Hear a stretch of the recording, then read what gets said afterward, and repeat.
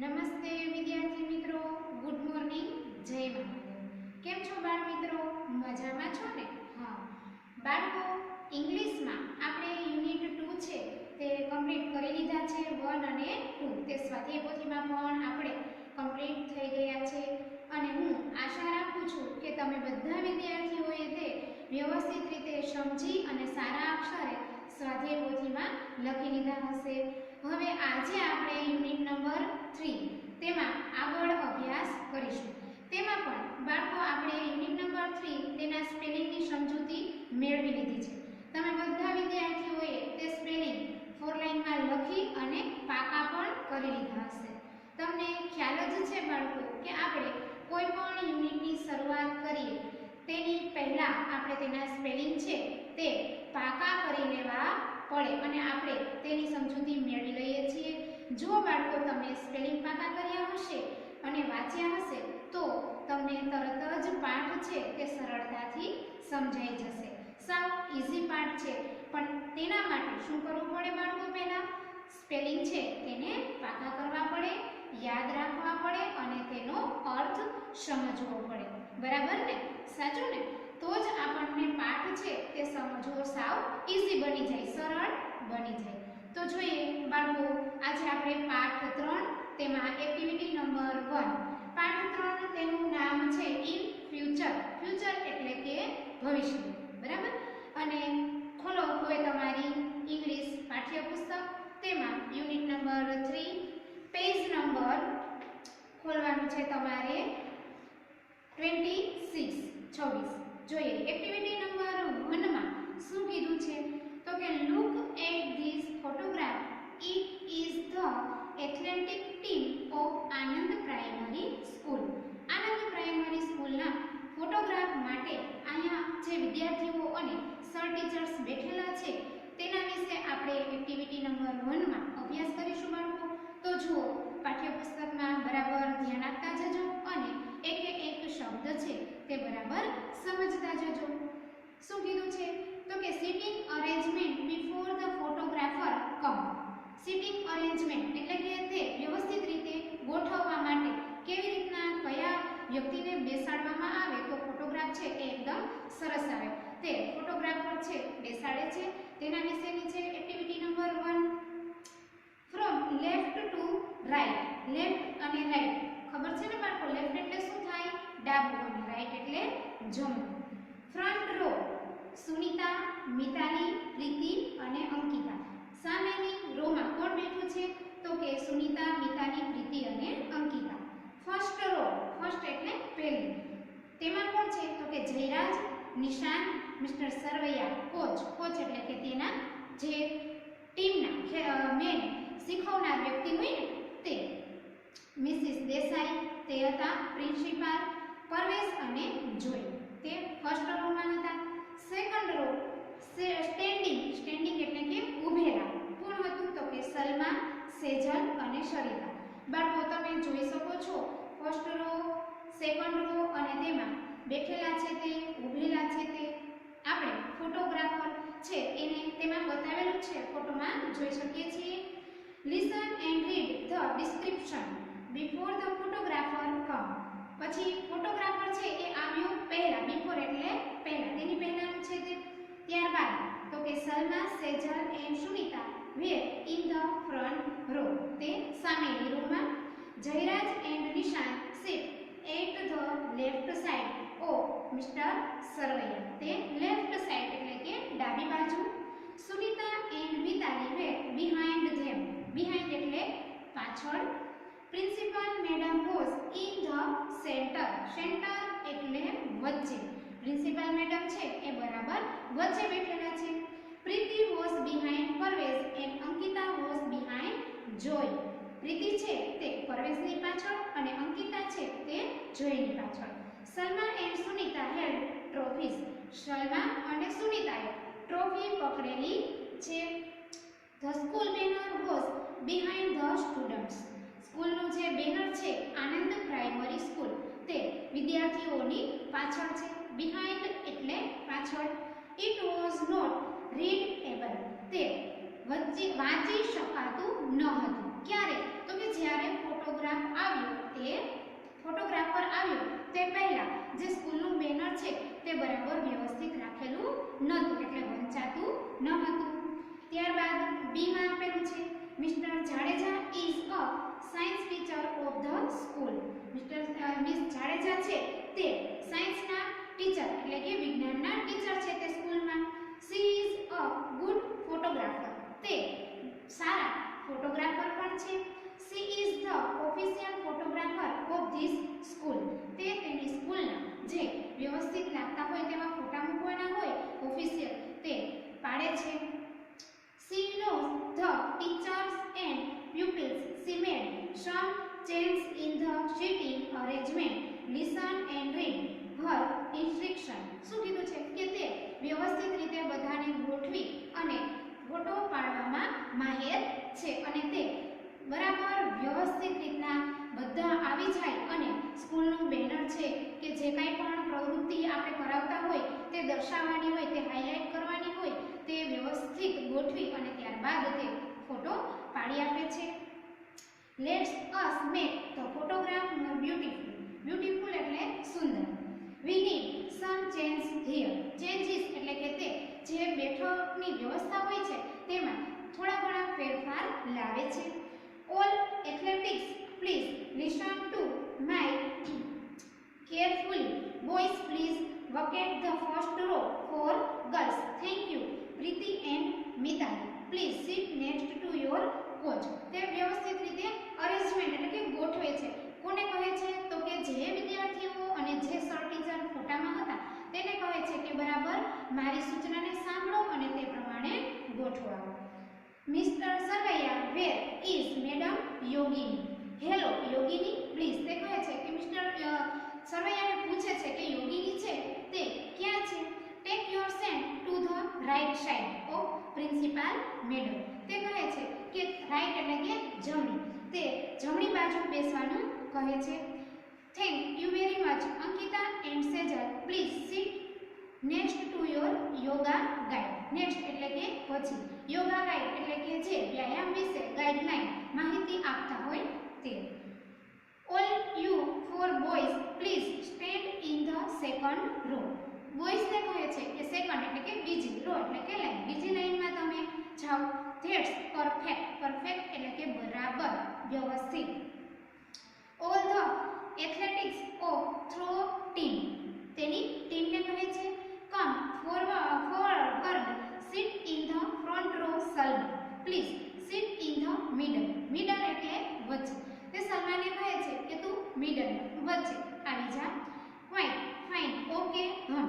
હવે કે છે ક્વાઇટ એટલે શાંત, ફાઇન એટલે સરસ અને કે બરાબર, okay, hmm. Let us put this trophies in the middle of the table. Middle of the table એટલે કે બરાબર જે ટ્રોફીઝ છે તેને મિડલમાં મૂકી દો. Let me adjust the banner a bit.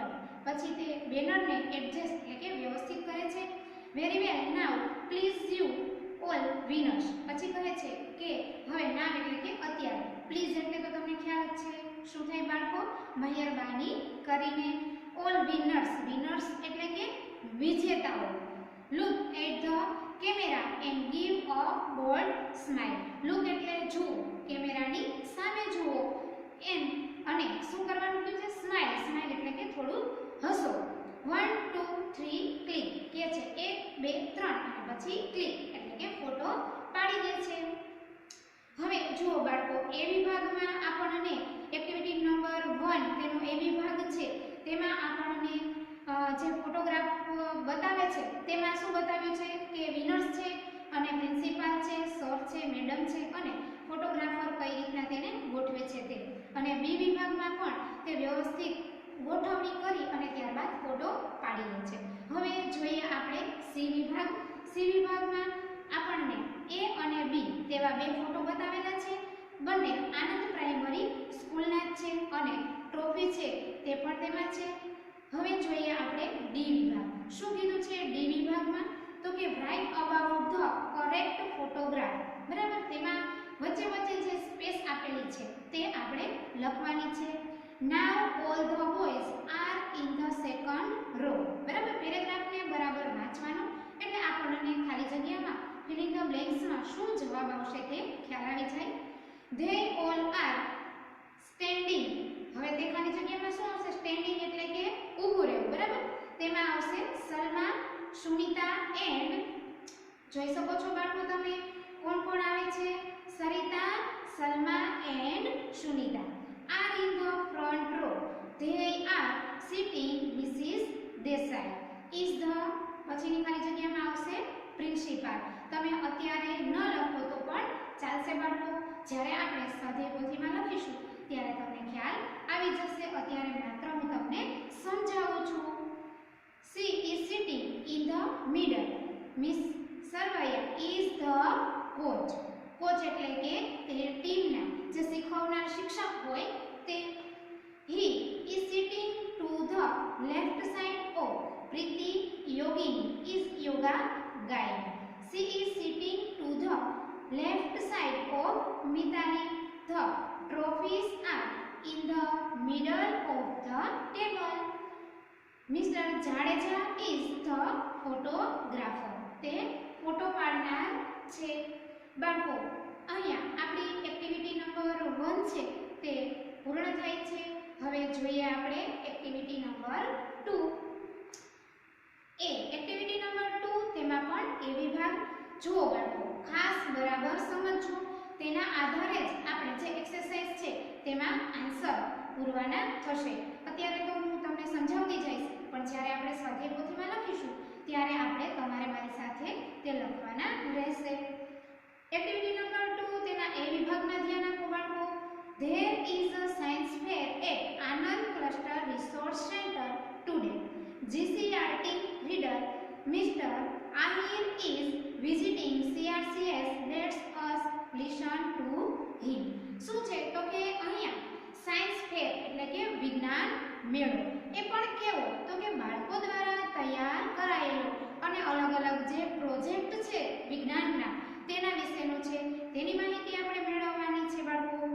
નમસ્કાર, કોંગ્રેચ્યુલેશન્સ. નમસ્કાર એટલે નમસ્તે, કોંગ્રેચ્યુલેશન્સ એટલે અભિનંદન આપવા. ટુ ઓલ, ઓલ એટલે બધા, બધાને અભિનંદન આપે છે. I am very happy with your science project and models. શું કહે છે કે અમે ખૂબ ખુશ છીએ તમારા આ વિજ્ઞાનના પ્રોજેક્ટ અને મોડલને જોયા. Solar mobile charger project on food preservation techniques, low cost math techniques, models and Android application for roll call are very interesting. શું કીધું છે કે આ જે તમારા જે પ્રોજેક્ટના નામ અત્યારે આપણને દર્શાવેલા બતાવ્યા છે ને તે પ્રોજેક્ટ છે એ વેરી એટલે કે ખૂબ, ઇન્ટરેસ્ટિંગ એટલે કે રસપ્રદ, ખૂબ જ રસપ્રદ છે. આ જે પ્રોજેક્ટ છે એ અમને ખૂબ જ ગમ્યા. ઇન્ટરેસ્ટિંગ એટલે રસપ્રદ. The students here are very confident. Confident એટલે કે આત્મવિશ્વાસ. સ્ટુડન્ટ છે તે બધાયને પોતાનામાં ખૂબ જ આત્મવિશ્વાસ એટલે કે કોન્ફિડન્ટ હતો. તે કોન્ફિડન્ટ દ્વારા જ તેણે આ બધા પ્રોજેક્ટ છે તે ખૂબ જ સરસ રીતે બતાવ્યા છે અને તેની તૈયારી પણ કરી છે. They answered all the question. Answered all the question એટલે કે જે વિજ્ઞાન મેળો જોવા આવેલા હોય તેણે જે પ્રોજેક્ટ વિશે જે ક્વેશ્ચન કરેલા છે તેના ખૂબ જ સરસ એવા આન્સર જવાબ આપ્યા છે. બાળકો તમને ખ્યાલ હશે કે આપણી સ્કૂલમાં પણ એકવાર આપણે નાનો એવો સાયન્સ ફેર ગોઠવેલો હતો. હવે તમને ખ્યાલ છે કે તેમાં શું હોય તો કે એક ટેબલ ઉપર જે વિદ્યાર્થીઓએ જે પ્રોજેક્ટ તૈયાર કરેલો હોય તે પ્રોજેક્ટ હોય અને તેની પાસે ટેબલ પાસે બે વિદ્યાર્થીઓ અથવા તો બે વિદ્યાર્થીનીઓ ઊભેલા હોય અને જે જોવા આવનાર છે તે પ્રોજેક્ટ વિશે કાંઈ પણ ક્વેશ્ચન કરે તો જે ઊભેલા વિદ્યાર્થીઓ કે વિદ્યાર્થીની છે તેણે તેના જવાબ એટલે કે આન્સર આપવાના હોય છે. તો આ પ્રોજેક્ટની અંદર પણ એવું જ કીધેલું છે કે જે વિદ્યાર્થીઓએ જે પ્રોજેક્ટ બનાવ્યા તેણે આન્સર પણ ખૂબ જ સરસ રીતે આપ્યા છે અને એકદમ વિશ્વાસ સાથે, આત્મવિશ્વાસ સાથે, કોન્ફિડન્ટથી આન્સર છે એ જોનાર વ્યક્તિઓને મળેલા છે. એના વિશે તે કહે છે. I was at Bhuj yesterday. Yesterday એટલે શું થાય બાળકો? ગઈકાલ. Tomorrow એટલે આવતીકાલ. બરાબર? I visit Madhapur and Kukma, CRCF Madhapur. I like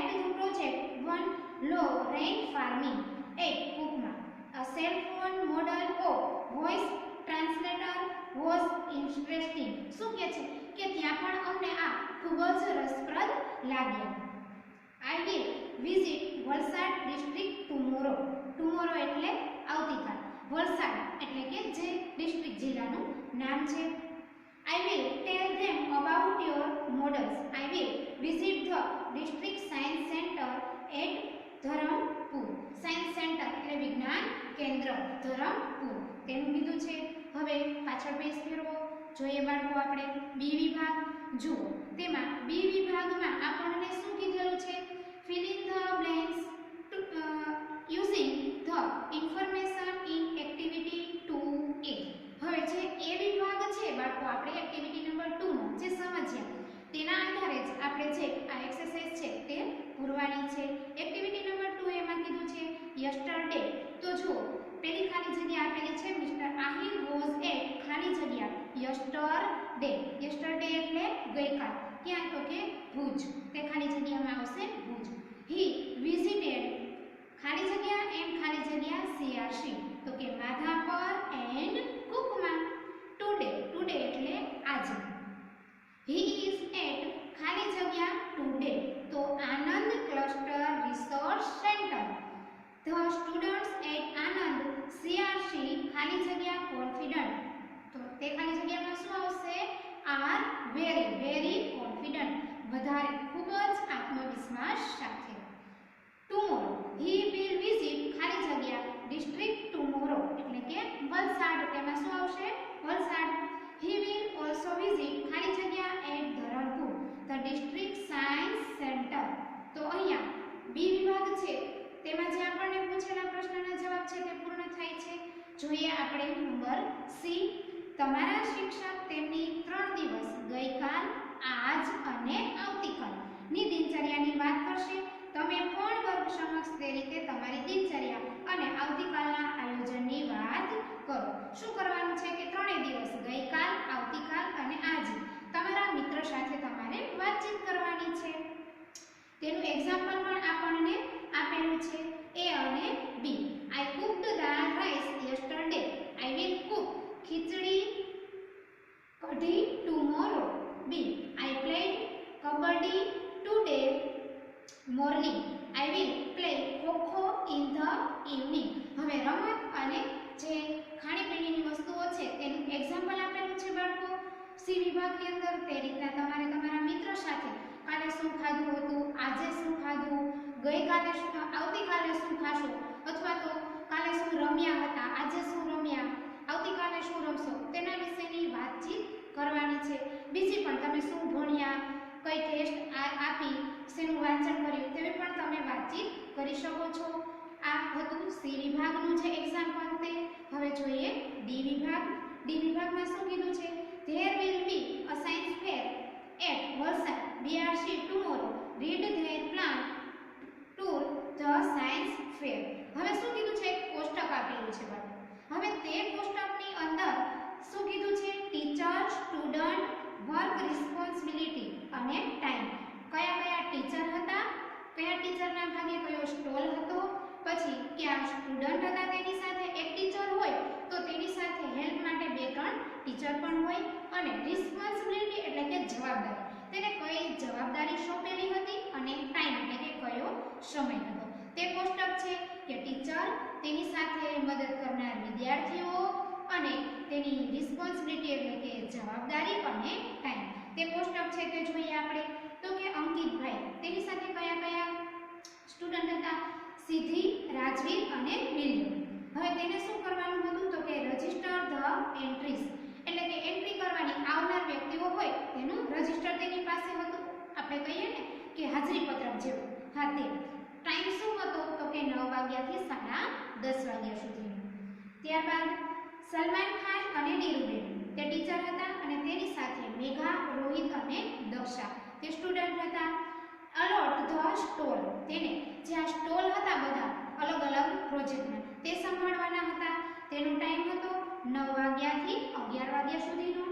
ત્યારબાદ હતા રેણુકાબેન અને રજનીભાઈ, તેની સાથે નીતા, તુષાર, દિવ્યેશ, રીટા અને તસ્લીમા. તેણે શું કરવાનું હતું? Give tables, chairs, pushpins, sellotapes to participants.